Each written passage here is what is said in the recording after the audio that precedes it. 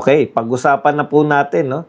Unahin na po natin tong deklarasyon ni Senator Marcoleta na not guilty. Ngayon pong araw na ito po, naghain na not guilty plea si Senator Rodante Marcoleta sa Sandigan Bayan 3rd Division ngayong araw,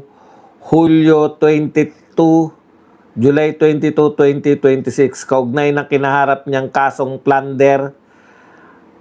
Dalawa po yan, yung kasong plunder at paglabag sa Presidential Decree number 46 o Anti-Gift Giving Law para sa mga pampublikong opisyal.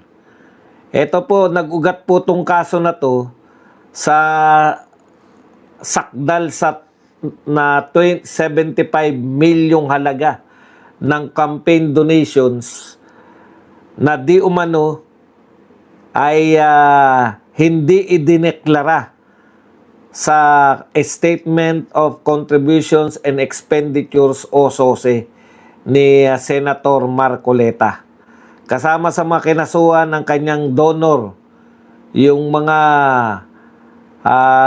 nagbigay po nitong 75 million na sina dating Representative Mike Defensor at Joseph Espiritu at Aristotel Biray. Okay, sa kasalukuyan po, nakapiit si dating Senador nakapiit po si Senador Marcoleta dyan po sa may Payatas sa New Quezon City Jail na matatagpuan po sa Payatas. Okay. Matatandaan po natin na naaresto po si Senator Marcoleta at siya po ay pansamantalang na hospital arrest dahil po sa kanyang mild pneumonia na karamdaman. Ngayon po ay naroon po siya nakakulong sa New Quezon City Jail sa Payatas. Okay. Maliban po dyan, so talakayin po natin, no? Bakit po tayo naniniwala na mabibigyan po ng mapapalaya ito si Marcoleta, Senator Marcoleta? Dahil malinaw naman po yung sinampa po sa kanya na 75 million ay campaign donation. Wala naman pong nagsasabi na ito po ay binigay kay Senator Marcoleta para magkaroon po ng o manghingi po ng pabor, no? Yun po kasi yung definition po ng kaso na Presidential Decree number 46 para maiwasan na magbigay ng pabor. Actually, yung nangyari po, hindi po nakahingi ng pabor yung mga nag-donate ng campaign donation kay Marcoleta, no? Kasi, yan na nga, kaso po ang inabot nila. Hindi po sila nabigyan ng posisyon sa gobyerno. Unlike po sa isang tao, sa isang kandidato na nakatanggap din po ng campaign contribution mula po kay Lagdameo, mula po kay Tio Laurel. Sino pa ba yung isa na malaki rin na nagbigay? Dito po kay Mel ng Pagcor. Ano na nga apelyido ng Milyonaryo ng Pagcor? PCSO pala, PCSO. Sila po mga nagbigay din ng malalaking campaign contribution eh. Mas malaki pa po kaysa dito sa pinagsama-samang campaign contribution kay Senator Marcoleta.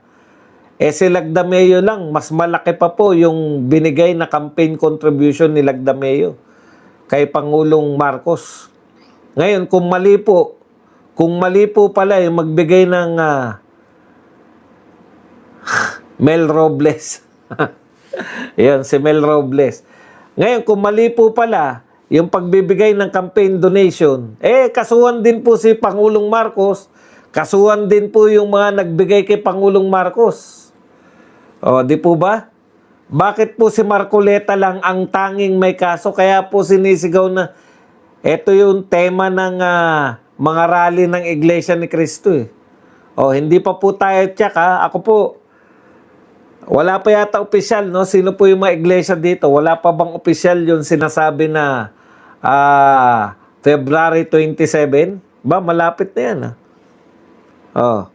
Sana balitaan nyo kami. Pagka isang malaking rally daw po yan. Kaya lang, hindi pa natin pwedeng i-announce. I-announce lang natin pag opisyal na. Malay nyo, ano lang po yan, di ba? Okay, sa makatwid po, kaya po natin tinatawag na selective justice na naman ito. Katulad po nung kay BP Sara. Imagine niyo yung NBI director, ang sinabi niya, confidential po, hindi po namin masasabi kung sino po yung mga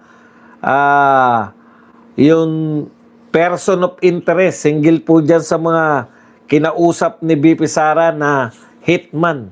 Ikalawa, so yan po yung una, yung 75 million na sinasabi po na campaign contribution. Yung sinasabi naman po na kaya may kaso kasi hindi dinaklara sa SOSE at saka sa SALN. Matagal na natin to na paliwanag. Ulitin na rin lang natin, no? Hindi na po kaso yan. Hindi na po krimen, sabi ng COMELEC. Yung hindi po pagdedeklara ng SOSE sa anang campaign contribution sa SOSE ay hindi na po kinukonsider ng COMELEC na criminal offense. Kaya nga po, pinawalang sala na ng COMELEC itong si Senator Marcoleta. Hindi na po yan, wala na pong nilalabag na batas kasi may nagbago na po sa batas. So kung wala na po sa batas yung paglabag niya, wala po nilalabag na batas si Senator Marcoleta. Okay? So dito naman po sa hindi salin, paano mo yung ilalagay sa salin? Naubos na nga dyan po sa kampanya. Tandaan nyo po, ito po ay dinonate para campaign contribution. Para gamitin ni Senator Marcoleta. Kailan ba ng kampanya? Kailan ba yung eleksyon? Mayo. Paano mo ilalagay yan kung ubos na? Samantalang ang SALN po, ginagawa po yan, December. Yung huling pera mo, kung magkano yung pera mo. Bakit po mapupunta sa SALN yan kung ubos na? Hindi po yung SALN, hindi po yan talaan ng mga pumasok at lumabas na pera sa'yo. Ang ibig po sabihin ng SALN, magkano ang pera mo, magkano ang asset mo sa December 31, 2025. So kung ubos na po yun, nagamit po yung 75 million sa kampanya, ano pong isusulat na SALN dun? Ano po yung isusulat sa SALN? Ubos na nga. Nung Mayo pa lang. Okay. Ikalawa po, yung gift giving, ayan po, malinaw po yan, na wala pong paglabag si Senator Marcoleta kasi wala naman pong hininging pabor sa kanya yung mga nagbigay ng regalo. Wala nga pong pabor na naibigay si Marcoleta. Ganito po yan. Kung ang masama po, nagregalo ka out of the blue, wala. Exempted. Nakalagay po sa batas. Bawal magregalo sa public official, bawal magbigay ng monetary gift. Pero ang exemption po ron, pwera lang kung ito ay campaign contribution. Malinaw po na campaign contribution yun eh. Kasi po, bakit po pinagbabawal po yung pagbibigay ng regalo?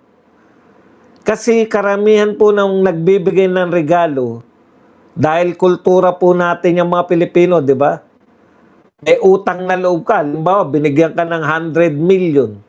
May utang na loob ka ron sa tao na yun. It's either, pag presidente ka na, ilalagay mo siya as cabinet official, o advisor, o ilalagay mo siya na general manager o presidente ng Philippine Charity Sweepstakes, may bawi yung binigay na campaign contribution sa'yo, kaya ka pala binigyan para babawian mo sila ng posisyon sa gobyerno. Yun po ang pinagbabawal. Sino po ba napaboran ni Senator Marcoleta? Wala na nga nakuhang pabor yung mga nagregalo sa kanya. Kaso po, kasama niya ngayon na nakakulong. Imbes po na pabor ang makuha nila kay Senator Marcoleta, kaso po ang kanilang kinaharap dahil sa nagbigay sila ng campaign contribution. Okay. So, sabi po ni Senator Marcoleta, not guilty. Sana makita ng sandigang bayan yung mga katwiran na to, no? Dinismiss na yan, 75 million, dinismiss na ng COMELEC. Hindi siya election offense. Hindi siya pwedeng ilagay sa SALN dahil hindi naman siya pera ni Senator Marcoleta noong December. Ubus na po siya, Mayo pa lang dahil Mayo ay eleksyon. Okay.